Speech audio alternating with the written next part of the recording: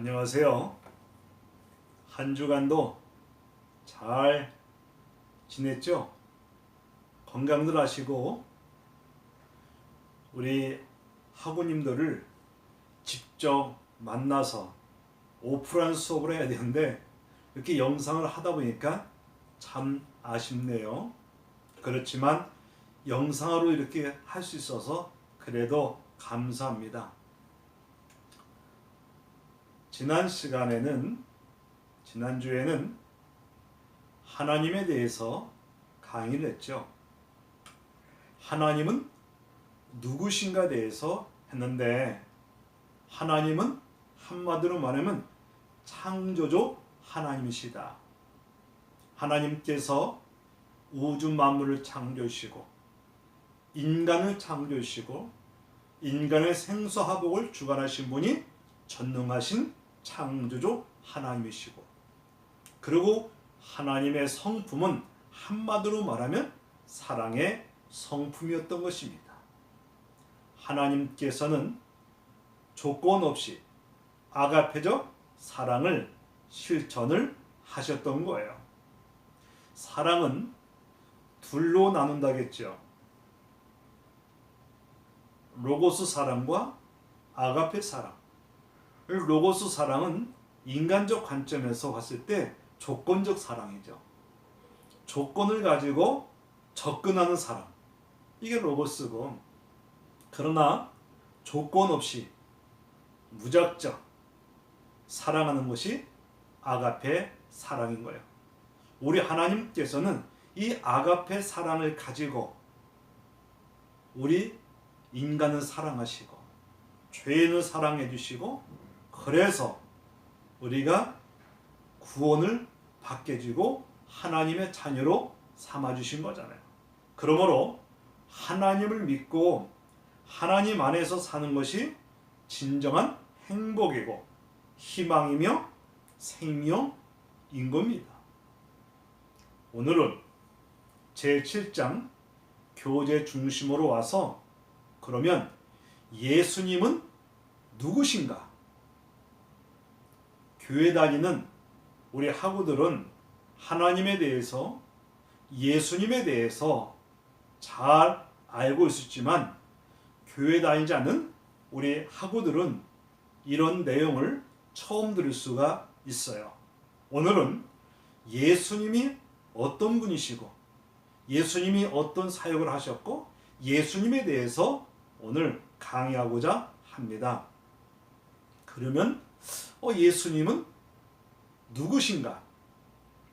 오늘날 전 세계에서 약 23억 정도 사람들이 예수님을 구세주로 믿고 섬기고 있는 거예요. 우리나라에도 약 1200만 정도가 기독교인으로 예수님을 섬기고 있습니다. 그러면 우리에게는 예수가 누구신가? 그러면 나에게는 예수가 어떤 분이실까? 교제 중심에 보면 예수님은 자신을 하나님의 아들로 신성을 지닌 존재라고 이렇게 주장을 하고 있습니다. 우리 예수님께서는 인성하고 신성을 겸하신 분이에요. 그렇기 때문에 메시아 구원자가 될 수가 있는 거예요. 우리 인간은 인성만 지니셨지만 우리 예수님은 사실 하나님이시죠. 그리고 인간의 몸을 입고 이 땅에 오셨기 때문에 인성과 신성을 겸비하신 분이에요. 그렇기 때문에 우리 예수님께서는 메시아가 될 수 있고 진정한 구원자가 될 수가 있는 거예요.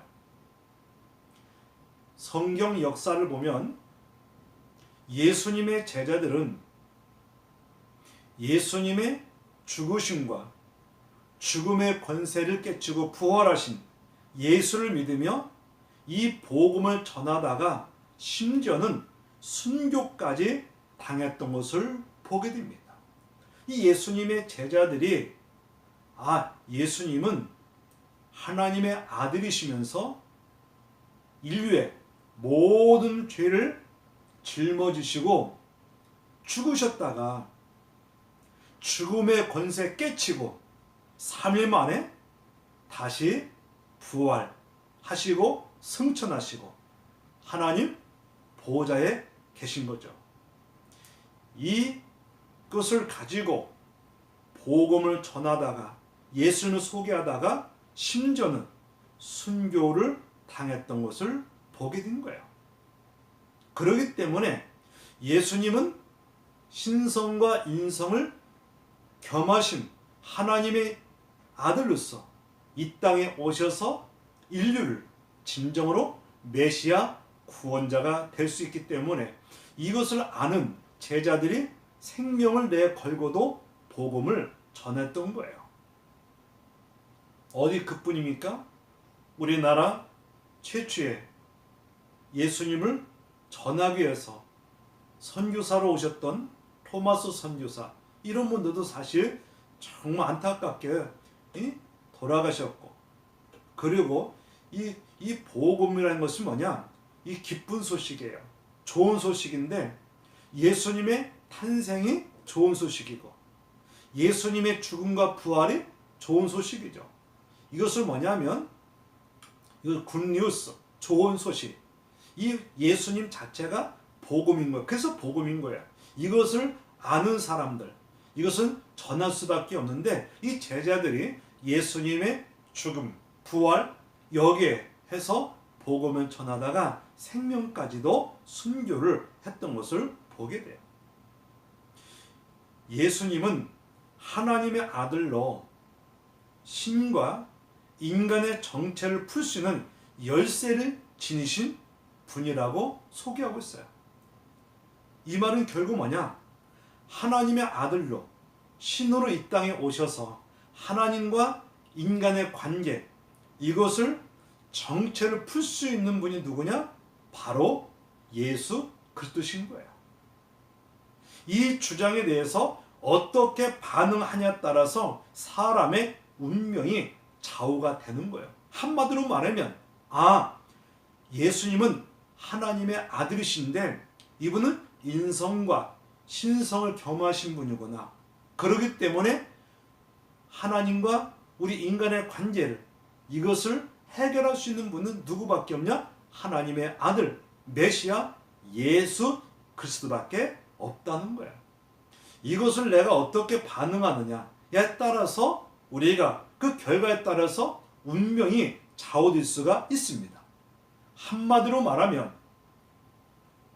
하나님의 아들 예수 그리스도를 나의 구세주로 믿고 섬긴다면 우리는 하나님의 자녀로 살다가 하나님의 예비한 나라 그 천국 가서 살 수 있다는 거죠. 그래서 이것을 내가 어떻게 반응하냐, 이 결과에 따라서 우리의 인간의 운명이 좌우되는, 이것을 이야기하고 있는 거예요. 이해 가죠? 이해 갈 거예요. 그리고 우리가 이 교재에 보니까 육신을 입고 지구를 방문하셨나? 왜 예수님께서 인간의 육신의 옷을 입고 지구를 방문하셨나? 여기에 대해서 성경은 예수가 인류를 구원하기 위해 오신 하나님의 아들이라고 분명하게 전해주고 있습니다. 하나님의 아들 예수님이 인간의 몸을 입고 이 땅에 오신 목적이 뭘까? 이유가 뭐냐? 한마디로 말하면 인류를 뭐하냐? 구원하기 위해서 이 땅에 오셨다는 겁니다. 왜 예수님이 이 땅에 오셔야 되는가? 그 이유에 대해서 분명히 설명해 주세요. 그 이유가 뭐냐? 전 시간도 말씀을 드렸지만 우리 인간은 이미 태어날 때 죄라는 것을 태어나요. 죄 가지고. 이것을 신학적으로 뭐냐면 원죄라고 하는 거예요. 왜 그러냐? 인류 최초 인간이 누구냐면 아담인 거예요. 인류 최초 인간 아담과 하와를 하나님이 창조해 줬지만 이들이 결국 하나님 앞에 죄를 범하고 말아요. 하나님께서 선악과 열매를 따먹지 말라고 했는데 결국 마귀라는 거기에 유혹에 빠져가지고 결국 선악과 열매를 따먹은 거예요. 하나님 앞에 범죄하고 죄를 범한 거예요. 그 죄로 인해서 아담과 하와가 죄를 범하자 그 순간에 영혼이 망가지고 영혼이 죽게 된 것이고, 심리적으로 사실 보면 두려움과 수치심, 죄책감, 이것이 결국 이런 심리적인 것, 그리고 삶에 있어서 결국 죽음까지 오게 된 거예요. 그렇기 때문에 아담의 후손들은 한 번 태어나잖아요. 그 죄값으로 영원히 죽는 거예요. 사망에 처하게 됩니다. 이것을 해결하기 위해서 하나님이 그의 아들 메시아 예수님을 이 땅에 보내주신 거예요. 우리 예수님께서 하늘의 모든 것을 포기하고 인간의 몸을 입고 이 땅에 오신 거예요. 그래서 예수가 인류를 구원하기 위해서 이 땅에 하나님의 아들로 메시아로 구원자로 이 땅에 오신 겁니다. 성경 신약 성경에 보면 마태복음 제1장에서 보더라도 그는 처녀 마리아를 통해서 성령으로 잉태하신 분이라고 이렇게 소개하고 있습니다. 하나님의 아들 탄생은 인간하고는 달라요. 인간들은 남녀 사랑 가운데 사실 육체적 결합을 통해서 이렇게 나오지만 하나님의 아들 예수님은 처녀 동정녀 마리아를 통하여 하나님의 영이신 성령을 통하여서 탄생하게 되고, 그리고 육신을 입고 탄생하게 된 거예요. 그렇기 때문에 예수님의 탄생을 하나의 사실 신화로 보는 자도 있고, 또 예수를 교주로 삼아 이 종교 단체에서 자신들의 이익을 추구하는 자도 있는 거예요. 우리 예수님의 그 탄생 사건을 하나의 그냥 신화로 이렇게 추구하는 자들도 있어요. 또 반면에 예수님을 사실 교주로 삼아 가지고 자신들의 이익을 추구하는 사람들이 있는 거예요. 제가 여러분에게도 소개했지만 정말 조심할 것은 뭐냐? 사이비 교주들을 조심해야 돼요. 그들은 목적이 뭐냐? 사람들 유혹해가지고 결국 자신들의 이익을 추구하는 사람들이에요. 한번 생각해 보세요. 어떻게 사람이 메시아가 될 수 있고 구원자가 될 수 있을까요? 한번 생각을 해보세요. 여러분, 저번에 제가 설명해 드렸지만, 이래서 사실 아담의 후손들은 이미 태어날 때 우리는 죄를 가지고 이미 태어나기 때문에 죄인을 살릴 수 없는 거예요. 구원할 수가 없어요. 예를 들어서 만약에 여름에 냇가를 보니까 있는데 친구랑 같이 냇가를 건너다가 강을 건너다가 만약에 둘 다 강에 빠졌다고 생각해 보세요. 그러면 둘 다 강에 빠졌기 때문에 사실 거기서 서로 간에 이렇게 건져낼 수가 없잖아요. 가령 생각을 해보세요. 물에 빠진 사람이 물에 빠져서 건질 수 없듯이 사람이 사람을 건질 수 없는 거예요. 어디에서? 죄라는 곳에서, 사망이라는 곳에서, 심지어 지옥불에서 우리를 건져낼 수가 없어요. 그런데 사이비 이단 교주들은 뭐냐? 본인들이 하나님이라는 거예요. 본인들이 메시아라는 거예요. 이것은 뭐냐? 하나님을 예수님을 이용해 가지고 본인들의 이익을 추구하는 집단이 바로 사이비 이단들이에요. 여러분 알다시피 신천지 같은 거예요. 그리고 하나님의 교회 장기자라는 여자가 있는데 자기가 어머니 하나님이라는 거예요. 이게 말이 됩니까? 신천지 이만이라는 사람이 지금 90세인데 이게 본인이 메시아 하나님이라는 거예요. 거기에 사람들이 다 유혹에 넘어서 빠져가지고 거기에서 한번 빠지면 나올 수가 없어요. 그런데 중요한 건 뭐냐? 우리의 진정한 메시아는 설명했듯이 죄와 상관이 없이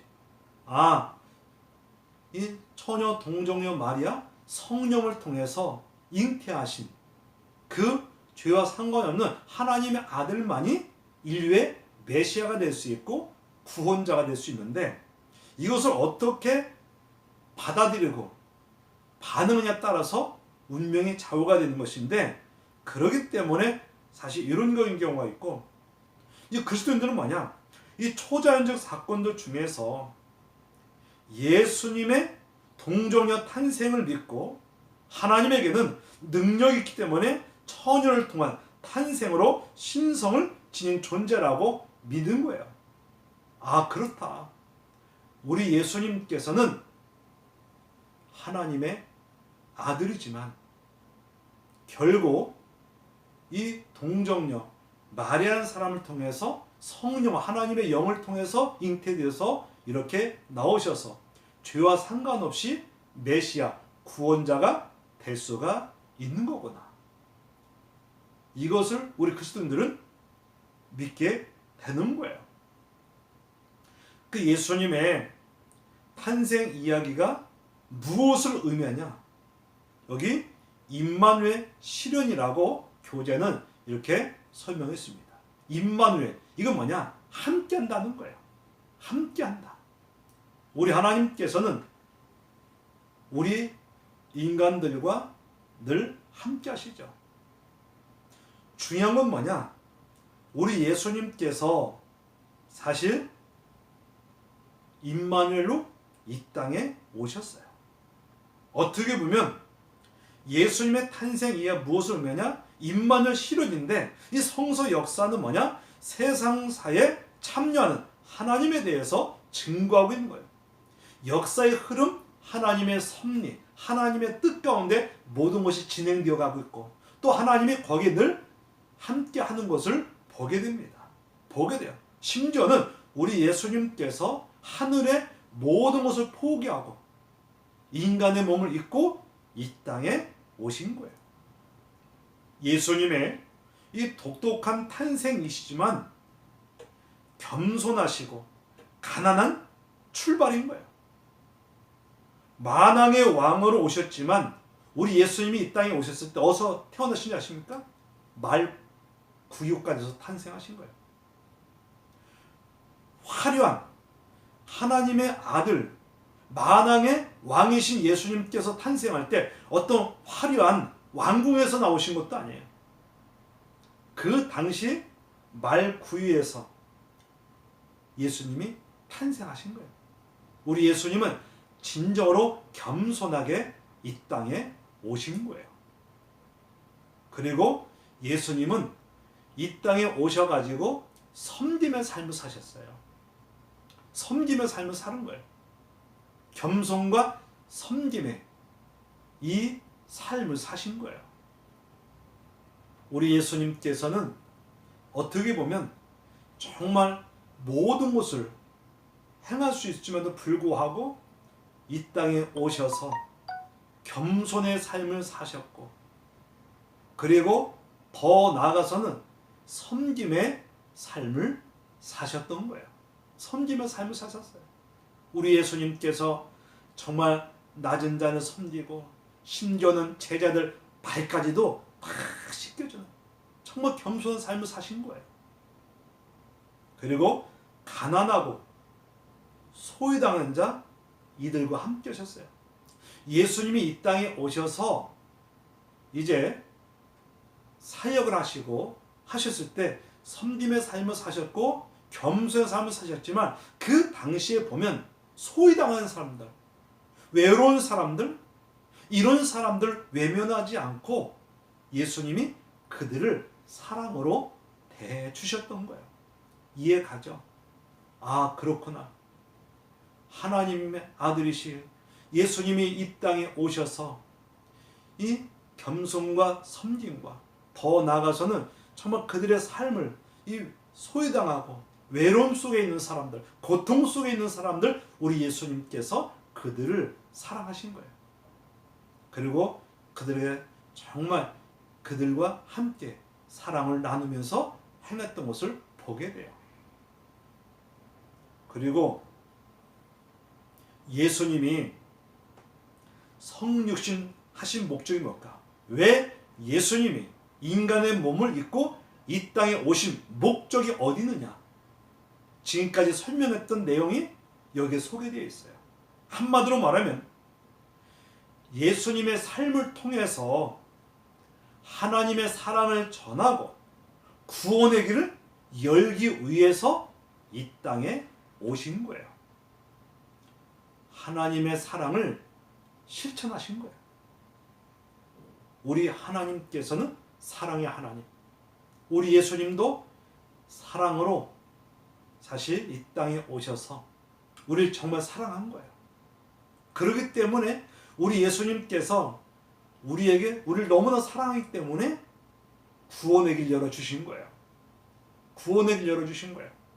그래서 사실 어떻게 보면 예수님만이 우리의 진정한 메시아 구원자가 될 수가 있었던 거예요. 한번 생각해 보세요. 누가 나를 위해서 이 땅에 와서 누가 나를 위해서 대신 죽을 수 있을까? 희생할 수 있을까? 예수님밖에 없는 거예요.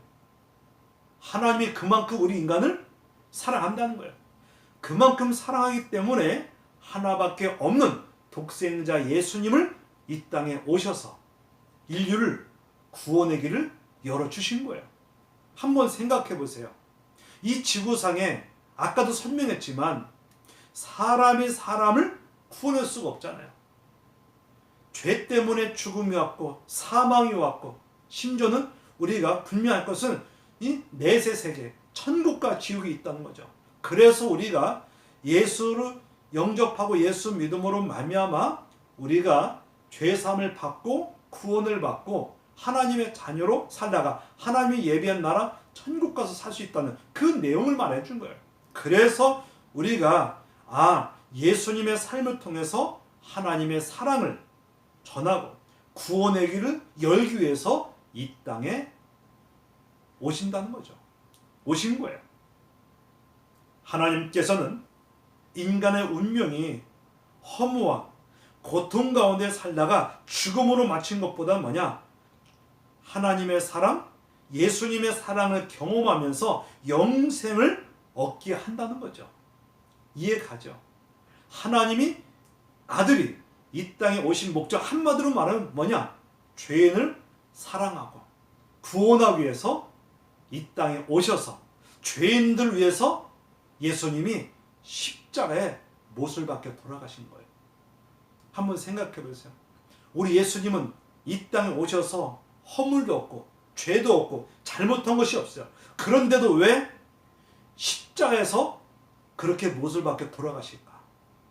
머리에는 가시면류관 쓰시고 양손과 양발은 못에 박히고 옆구리는 창에 찔려서 피 한 방울, 물 한 번 남시 다 희생을 돌아가신 거예요. 누구 때문에? 우리 때문에, 나 때문에.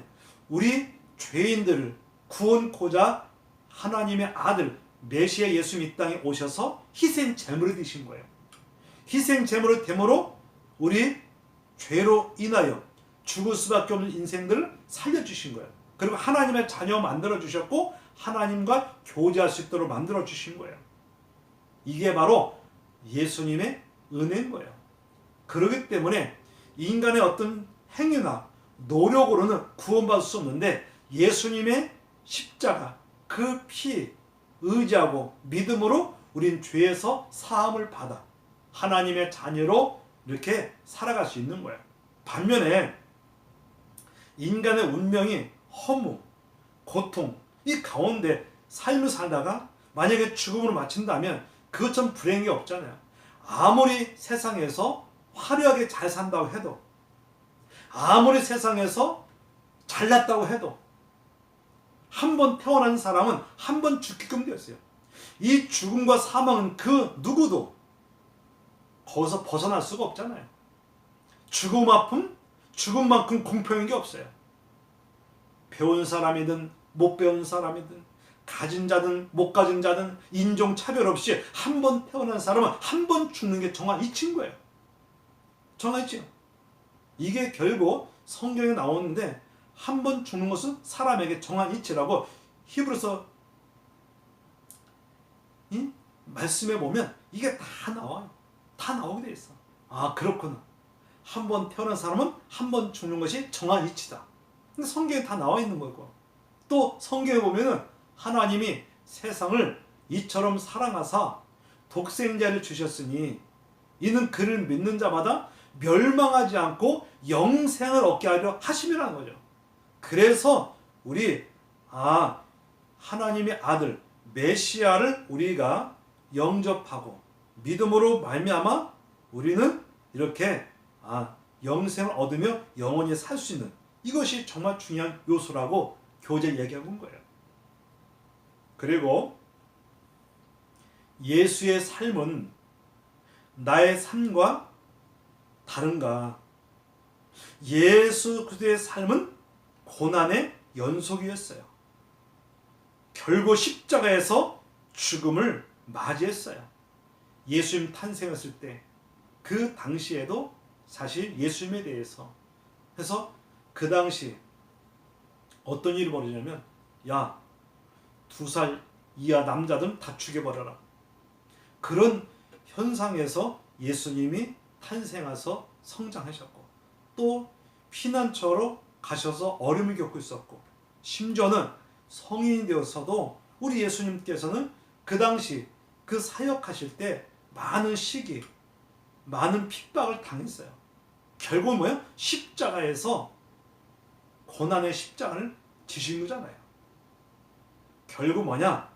예수님께서는 이 십자가의 죽음으로 인류를 구원케 하신데, 그만큼 우리 예수님께서는 하나님이시면서도 인간의 몸을 입고 이 땅에 오셔서 고난의 삶을 사셨고, 겸손의 삶을 사셨고, 섬김의 삶을 사셨고, 그리고 사랑을 실천하면서 결국 십자가에 못을 박혀 죽게 하신 거예요.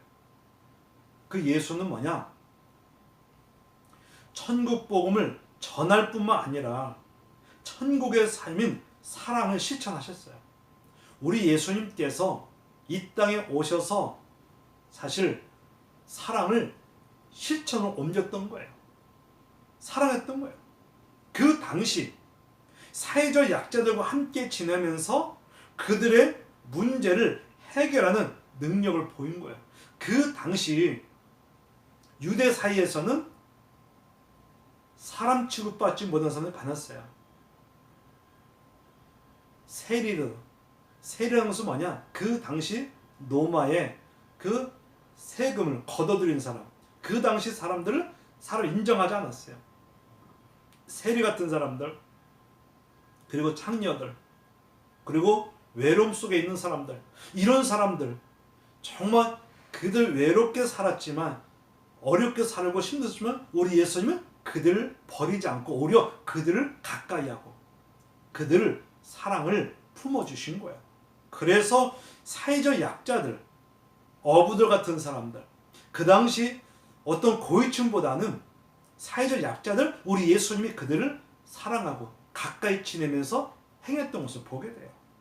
그래서 그들의 또 문제를 해결해 주셨던 것입니다. 특히 육신적 질병으로, 이 정신적 질병으로 아픔을 겪는 사람들, 이런 사람들까지도 우리 예수님이 사랑해 주시고 회복시켜 주시고 치유해 주셨어요.